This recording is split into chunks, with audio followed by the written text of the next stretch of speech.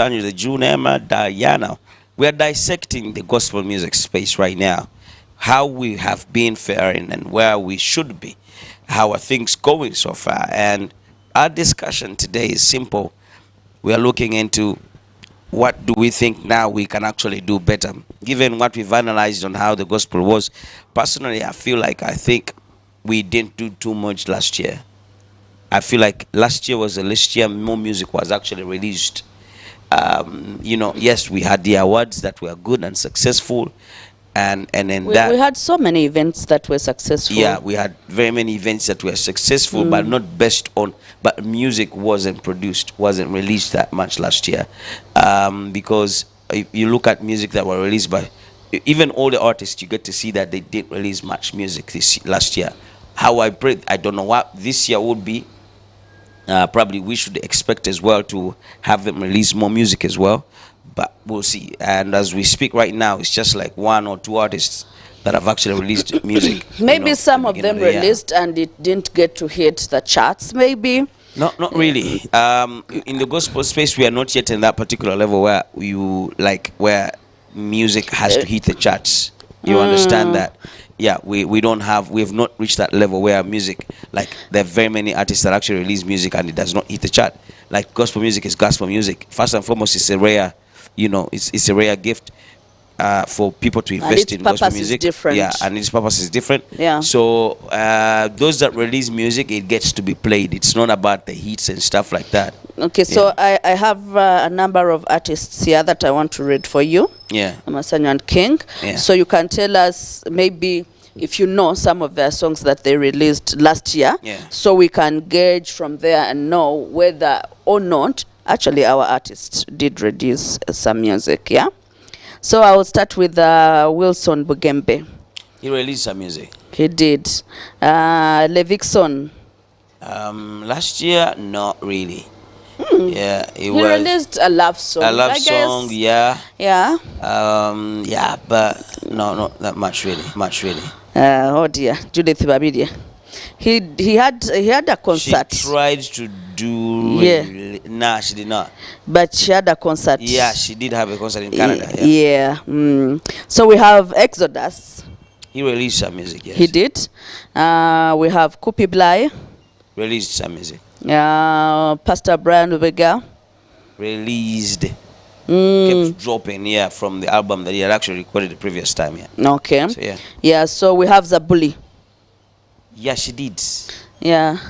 I also saw her do a lot more of worship, normal worship, like church worship. Eh? Yeah. She did quite well with the worship and praise at church. We have Justina Bossa. Did she release a song last year? She didn't. Baby Gloria. She stopped singing years ago. Okay, so Jackie Senyonjo stopped as well. Sandra Subi. I have a list of them. They're all considered gospel artists. But we are gauging to see who didn't sing, who sang. Sandra Subi didn't sing. Trina Herbert released. Damascus Sesanga. He released, actually. That one released music. He did. Joseph Segawa released and also had a concert. He was just doing concerts but didn't release. He didn't. Yeah. I think this year he has released one already. Grace Morgan. He didn't release. Next. The last song he released was with Jalid, I guess. The collaboration with Jalid music. It was about the cross. Yeah, the song is called, my goodness. It is such a for some reason I've forgotten the title of the song. But I remember it. DJ Rain, you'll actually play it. It was about the cross. No, it was my God. DJ Rain, what's the title of that song, man? Feel free to Kurange, Wafa Kurange. Wafa Kurange. Yeah, I remember that song. Yeah. You know that song? Yeah, it's a beautiful song. Actually, we should have it. Yeah. Yeah. So we have Loyonga. Loyonga went secular. Yeah. Yeah. So some others are for long ago, but I'll read them regardless. But also we have Raga Pastor. That one released. That one released music. Yeah. Yeah. Godfrey Kwezi. He released as well. He released. Rachel Nambiru is no, he didn't. She didn't. Pastor Isaac Selkenya. He did release, I guess. No. He didn't. He didn't. Busura D'Angelo Bambi. This one, over where is he? Where is Busura D'Angelo? Tumuveko next. Tumuveko. Chikulu abantu bogoba manyi, so by the time ogamba nti tubaveeko nono ogenda gamba tumuveeko Kingsley and Phila nabo tubaveeko. Actually Ethiopia nigwa bajja wabo abayawukana dda. Ati kyenkugamba nti tubogerako because they've been in this industry. Zino bayawukana dda and they've taken long without releasing music really. Yeah. Holy Kenamot. Yeah.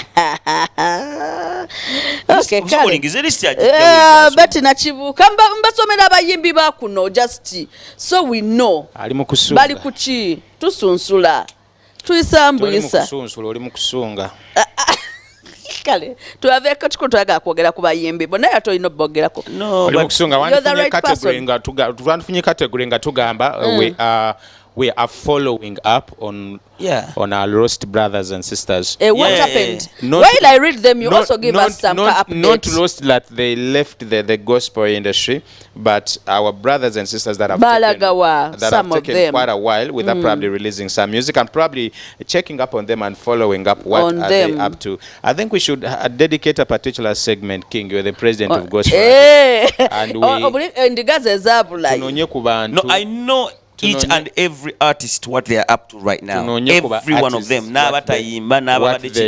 Everybody, I know what they are up to right now. My projections this year, I don't know. You said it's okay. You were taking us disappointments of this year, not disappointments per se. This year, I so much believe God to see a shift in the gospel industry. Like towards the close of 2025, what happened is a glimpse of what God is probably signaling to the gospel industry, that is where the industry is heading.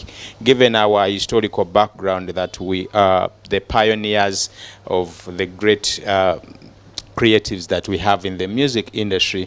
So as a sign of unity, I want to believe that God is taking back the gospel industry to groups, to choirs, to collective, to collective artists, to collective creatives and talents. Seeing choirs coming up, seeing bands, seeing church worship teams, like the examples of Full Gospel, the examples of Glory of Christ. What is this going to help us as the gospel industry? One, it's going to create a platform for youths in church to join the music industry. How? Because now gospel industry has been individualized. Disappointment you. That's why I'm coming. That the gospel industry has been over individualized. Yeah, but it's been like that for some time. No, yeah, but I think it has done more harm than good. No muntu eyandigasiza ekanisa. You find a gospel artist, you find a talented young man in church, a talented young girl in church, but what they are thinking of, not to nurture their talent, not to grow their worship team, not to see how basically they can nurture that talent and grow it, but they are thinking of how they can hit the studio. And then immediately after hitting the studio, at the back of their mind, they are looking for promoters to push their music to the far ends. And after that, they are deliberately on pressure to sing music that is trending. Singa kati okola ya kayimba kembaga. Eri dobozi lyokola ya kayimba kembaga buli Saturday inakubeera ku mikolo. You get. Then they are looking for awards, which is true. That is growth.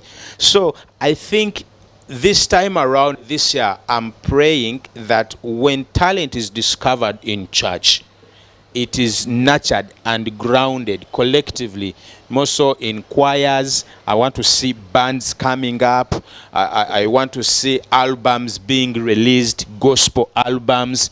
I want to see instrumentalists coming up with their thing. You get, creating instrumentals that are church-based. Because when talent blossoms in groups, values are enhanced. Values grow up. You get where I'm coming from? So this year I'm believing, because when individuals cross over and drop hits, it is very, very easy for the mainstream to come for this talent, because one, they are not grounded.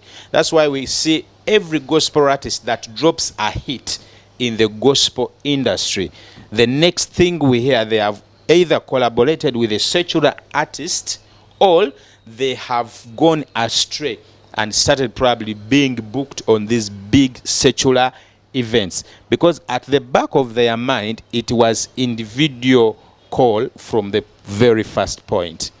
So this year I'm believing God for the gospel industry to go back to that direction. Church to nurture its talent and then show this talent to the world. And then I'm also believing God for kingdom finances, because such great music calls for great resource mobilization. So I'm believing that church will embrace this, that Glory of Christ Church, and seeing that they have even won an award, that this year they are thinking, how can we invest in this choir and band, probably to release two good music, two good songs, and how best can we as a church, as a ministry, finance good production, good attires, good directors, good videos, to see that the church supports its own. That has been a prayer for the longest time. Gospel events have not been supported really. And I feel like because we have values that are contrary to what the world has. So you look at the companies that normally sponsor all these other events, do have things that we don't actually take. The beers, the whiskeys, and we cannot have them on our own events. But however, there are also those that universal, like telecom companies. But the thing is, just like you've said something that I wanted to be a little bit, I don't know, differ from what you said. You said something about your disappointment, that they want to seek fame, they want to come out and, seek after a hit, after they want to go out there. I feel like it's just natural for every human being that was created by God that they want the best for themselves. Every one of us, actually, even here, we all want the best for ourselves. So I don't find an issue for an artist to light a candle and not want to keep them under the bed. I find it is okay for as long as you stay in your lane, in the right lane, for as long as you don't go astray, yeah, and you keep going, but you don't tovako kumugendo. It's okay for you to light your candle and put it out there for everyone to see and for everyone to experience the good news that you're preaching about, because singing is also another way of spreading the gospel to the world. So I don't find an issue with that. But probably what I was meaning with that, what I was trying to shed light on, is that the competition that is in mainstream, the competition that is in mainstream compared to where we are coming from as a church, because if you release a good song and have a good audio, and then you see that your fellow artists the other end are doing good videos, and then they are promoting their music to an international scene, and it all requires money, that is what has brought about compromise in our values as Christians. So it is my prayer that church embraces this, and then I'm praying for kingdom finances, people that can come out and support the gospel music. But also the kingdom financiers normally want to come in when there is some value. Somehow it's just natural. I don't know if you believe that, King, that normally kingdom financiers want to approach you, to finance you nga balina we bakulabako ng'olina ky'okozeeko, nga either you have some numbers, nga either you have some music out there, so they can come, you have value that you're giving them, and then they're also giving you value. So that's why I feel like, again, our gospel artists have to work hard for excellence, have to work hard to put their work out there, have to work hard twice as much as the secular artists, twice as much. Yeah, we shouldn't sit back behind and relax because we are gospel artists. You get it? Yeah, there is something whatever we do, let's work diligently and make sure that God sees our effort in whatever that we do, such that even when we pray that God brings kingdom finances, but tusanga naffe tukoze eki twefubyeko naye gwe bw'oyimba akayimba kamu n'ogenda ne weebaka okitegeera oba enkya n'opromisinga n'oyimba akayimba kamu omwaka oguddako ne tutaddamu kulabako. As in we forget about you humanly. I'm telling you, there's something like that Kirk Franklin does. It releases music, and then at the back of his music you see church involved. You see a choir of over 50 people featuring in the song. You see a collection of instrumentalists, the elevation worship. That was his music back then. Even now. Yes. But Kirk Franklin as an individual is not a solo artist. Yes. Yeah, like his music is not solo because he cannot sing. Yeah. So for him is more of a choir master. He organizes, he's musical, he produces, he arranges and stuff like that. Now when Masanyu, what you talked about, I totally understand you, but also at the same time, there is limitation, as in every talented space, for example. It's like, what you're trying to say is like identifying a talented young man kuchalo. Ngamdua kapira asambira ku timu ya chalo. Ne mwagala asigale ku timu ye chalo eyo. Okitegedde mbwajisambire developing egene maaso. Enzo obutasamba Premier League. Nenga ate bwe bavaayo ne bamutunda ate mu Premier League asobola okusamba to an international level.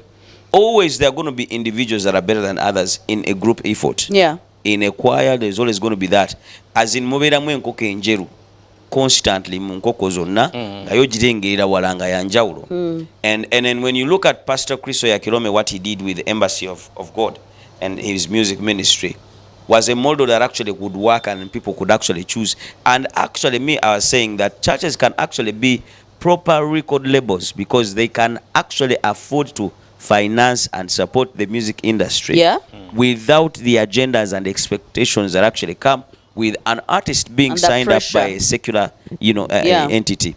Because with a secular entity enonya wefuniramu enonya return of investment constantly, because if I'm actually pushing your music, paying everyone to play your music, then there should be a place where I actually have returns. But with church, it is extremely about preaching the gospel and extending the gospel. And that's what he did with the synergies, Ebens, and so on and so forth. He would get them a car, give them a house, make sure a studio is available. All they would do is create with good works and just, and then they are pushed all over the world. And that's how we eventually will actually go to understand them. Though the issue is, again, we reach a particular point where you fail to understand that people grow. Also and outgrow you as a father. As a father ozala abaana neera bakola ki balina okufumbirwa eventually. So when we get back we'll have I'll try to shed a light in some of those dynamics that actually surround music and probably what exactly we could actually do and even what the audience we expect from the audience to be able to actually come through for and in this campaign that we're going to start. Good morning. When we come back, we help jumpstart your day like this. The wake up call.